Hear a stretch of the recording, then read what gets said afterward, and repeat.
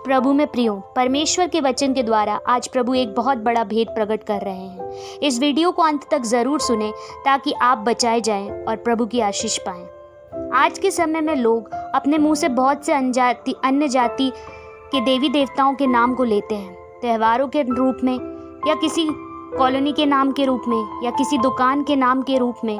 दुष्ट ने इन नामों को संसार में बहुत कॉमन कर दिया है। कुछ मसीह लोग तो ऐसे हैं जो इन देवी देवताओं को आदर देकर जी शब्द लगाकर प्रयोग करते हैं और अन्य जातियों के सामने बड़े आदर के साथ लेते हैं। उन्हें ये डर रहता है कि अन्य जाति के देवी देवताओं को हम आदर दें, और कई मसीह लोग भी ये काम करते हैं। पर क्या आप यहोवा परमेश्वर का यह वचन जानते हैं जो हमें निर्गमन 23 उसकी 13वीं आयत में मिलता है?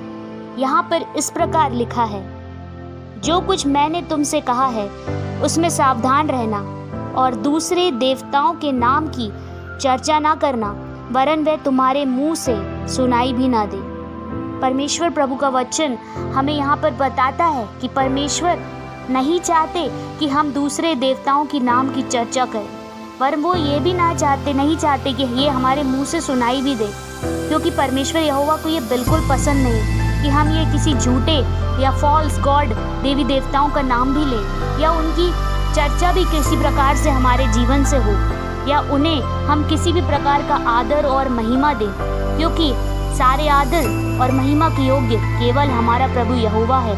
इसलिए आप जाने अनजाने में अगर आपसे ये गलती हुई है तो आज क्षमा मांगकर प्रार्थना कर लें और आज के बाद कभी भी अपनी ज़ुबान से दूसरे देवी देवताओं का नाम ना लें, क्योंकि ये जवान परमेश्वर ने प्रभु यीशु की महिमा करने के लिए हमें दी है, परमेश्वर यहोवा की महिमा करने के लिए दी है, पवित्र आत्मा की महिमा करने के लिए दी है, किसी अन्य जाति के देवी देवताओं की महिमा और आदर करने के लिए नहीं, किसी अन्य जाति के देवी देवताओं के नाम को लेने के लिए नहीं।